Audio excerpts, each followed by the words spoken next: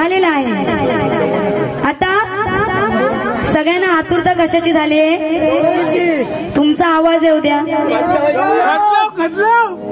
आवाज येऊ द्या तिकडून जरा मोठ्याने मोठ्याने एकदा जोरदार। बारीक कशी झाली पाहिजे? असा आवाज आला पाहिजे। त्या विशाल फोनच्या कानात पण गेला पाहिजे की नाही तुमचा आवाज?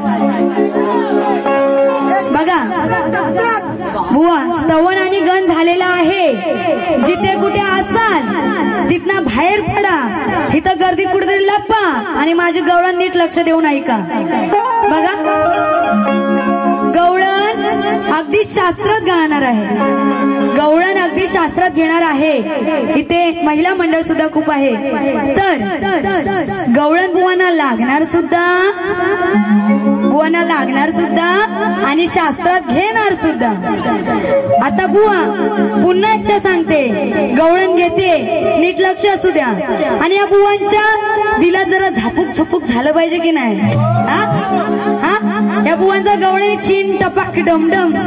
ओ बुवा, यांच्यासोबत भरपूर बाऱ्या झाल्या आणि मला माहिती आहे यांचा विषय काय असणार आहे ते हवाई दही, हवाई दही आणि हवाई दही हे माझ्या नावावरतीच जाणार। पण बुवा आज जरा काहीतरी नवीन द्या। आमच्या गावात आलाय, जरा काहीतरी नवीन द्या। सगळ्या मंडळीला नवीन पाहिजे, बरोबर आहे की नाही? बरोबर आहे की नाही? गवळणीला सुरुवात करायची।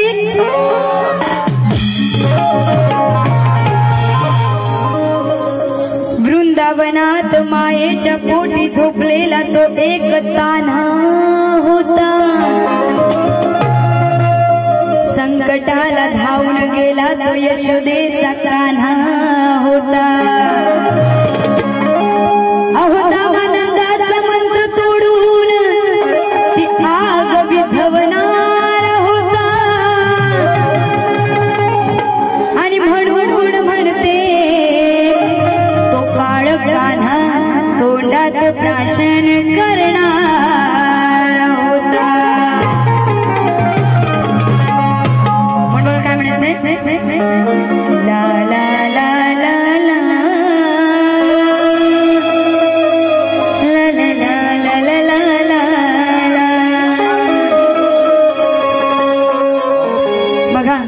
गवळणीला सुरुवात करते, तुमचंही नीट लक्ष असू द्या।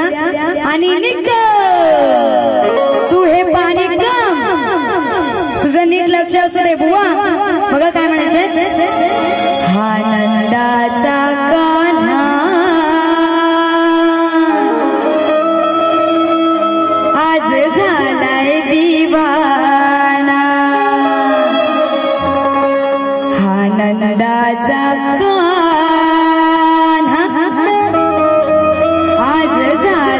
दीवाना। रात्री उठून हा जाताना, रात्री उठून हा जाताना तो विशाल तोंडात घेताना, तो विशाल तोंडात घेताना वृंदावना, त्याला पाहिली वृंदावना, ती आग विझवताना। बघा वाईट असं काही बोलायचं नाही बुवा, त्याला पाहिली वृंदावना। आता असं का म्हणाले? आधी शास्त्र पटवून देते। बघा त्या वृंदावनात यशोदा आणि तिच्या कुशीत तो श्रीकृष्ण झोपलेला असतो। असे सगळे वृंदावनवासी त्या वृंदावनात झोपलेले असतात। आणि तेव्हा दामानंद हा राक्षस येऊन तिथे त्या वृंदावनाला आग लावतो आणि ती आग ती आग हा तो जो आगेचा मोठा विशाल प्रसंग होता। जी दामानंद राक्षसाने आग लावली होती वृंदावनाला, ती आग ही विशाल होती। आणि या बुवांचं नाव सुद्धा काय आहे? विशाल निक। तर बुवा तुम्हाला बोलत नाही, विशाल म्हणजे मोठा प्रसंग।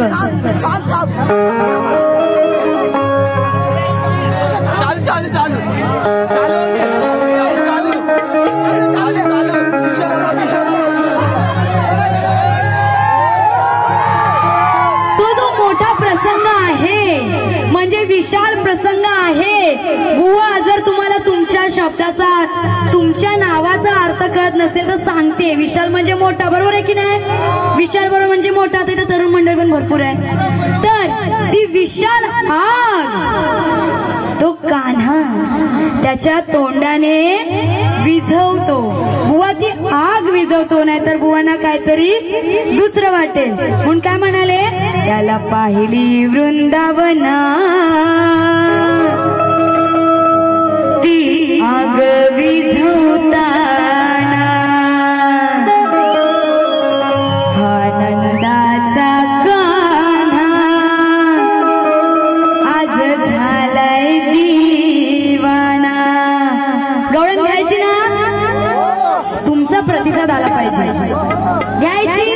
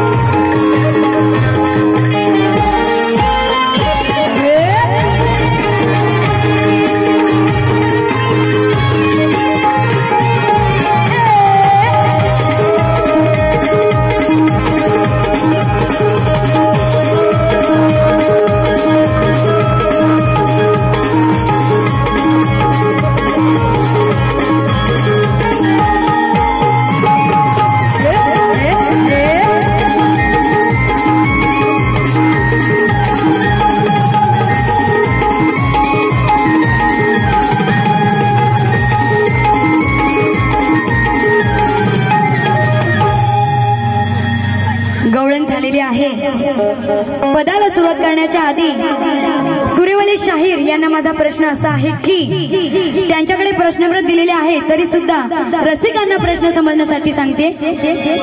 बुवांना प्रश्न असा आहे की मदमरूची उंची किती आहे?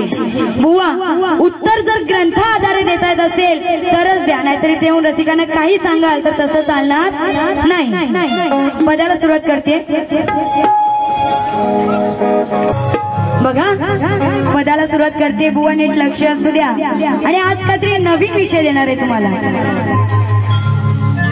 चाल देते।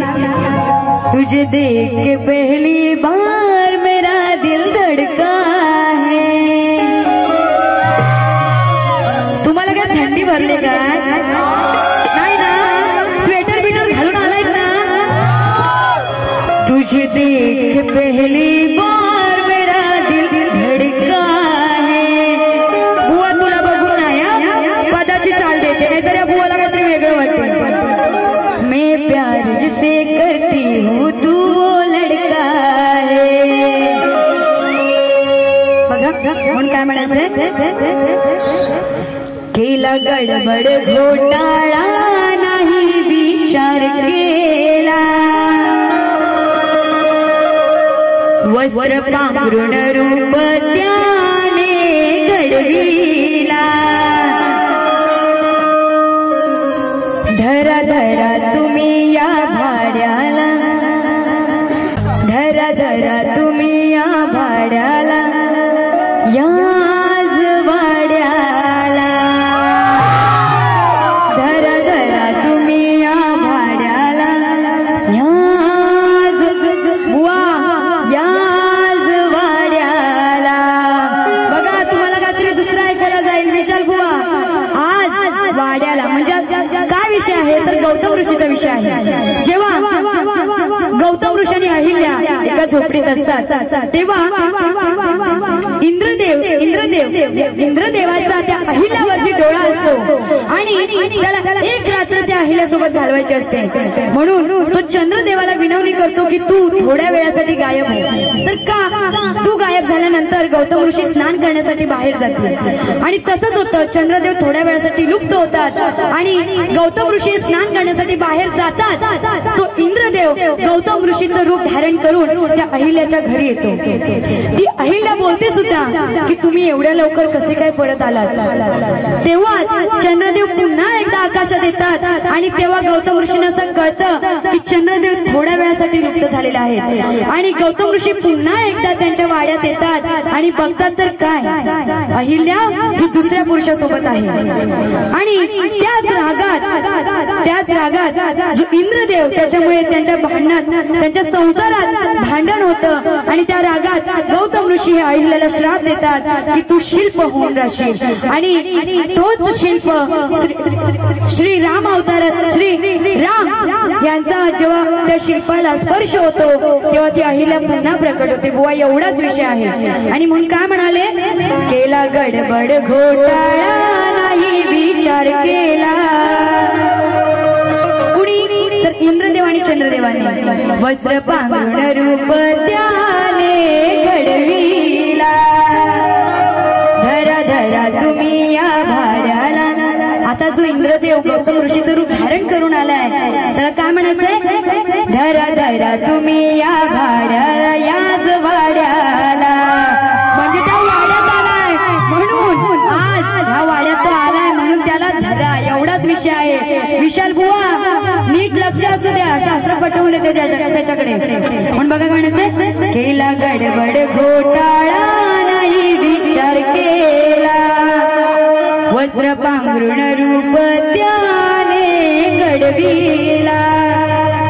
धरा धरा तुम्ही या भाड्याला, याच वाड्याला। धरा धरा तुम्ही या भाड्या, याच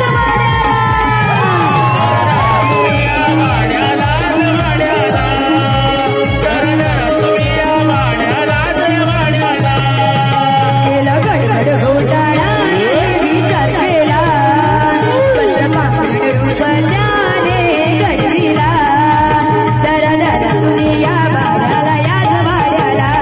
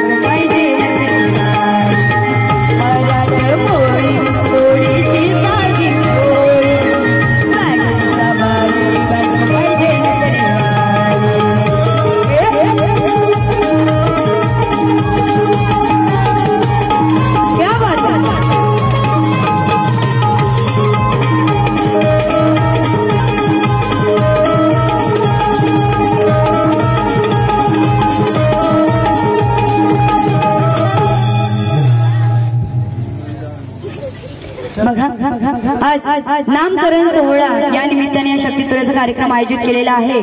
तर बारसा निमित्त एक छोटंसं गीत सादर करते। शेवटचं गीत आहे, नीट लक्ष असू द्या। थाटा माटात साजरा होतो, थाटा माटात साजरा होतो सोहळा आनंदाचा, गाजतोय बारसाज, गाजतोय बारसाज श्रीवंश या बाळाचा, गाजतोय बारसाज श्रीवंश या बाळाचा।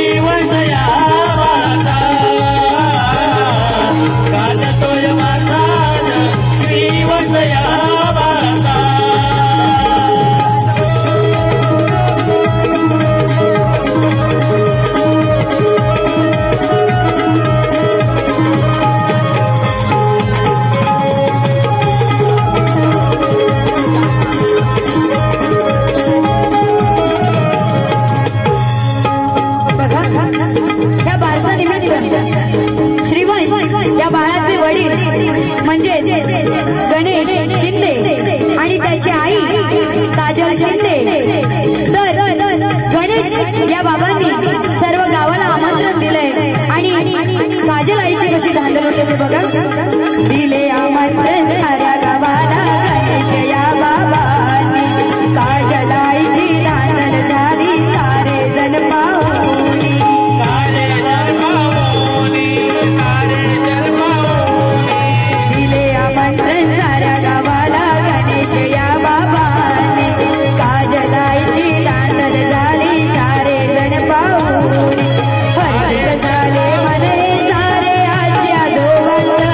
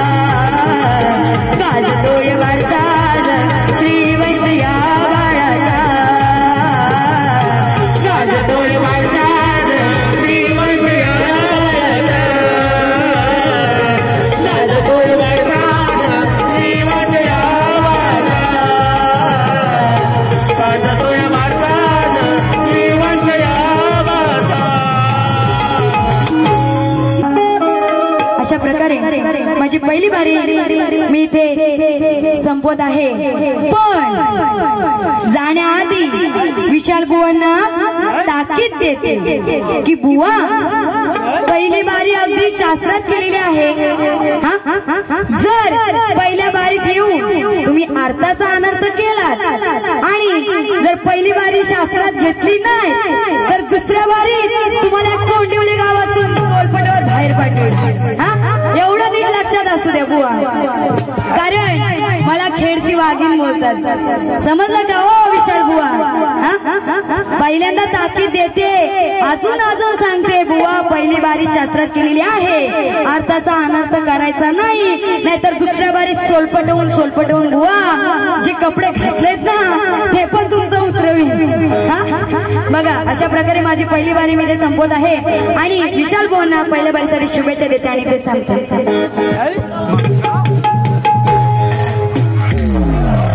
मंगेश शिंदे उर्फ भाई यांच्याकडून 100 रुपयाचा पारितोषिक आलेला आहे। तसेच गणेश शिंदे शाखा प्रमुख शिवसेना यांच्याकडून सुद्धा 100 रुपयाचा पारितोषिक आलेला आहे। धर्मेश शिंदे यांच्याकडून सुद्धा 100 रुपयाचा पारितोषिक आलेला आहे। श्रीवंशचे मामा यांच्याकडून 200 रुपयाचा पारितोषिक आलेला आहे आणि उमेश काका सौरभ काका यांच्याकडून 500 रुपयाचा पारितोषिक आला आहे। नाचखंड आभारी आहे, आभारी आहे।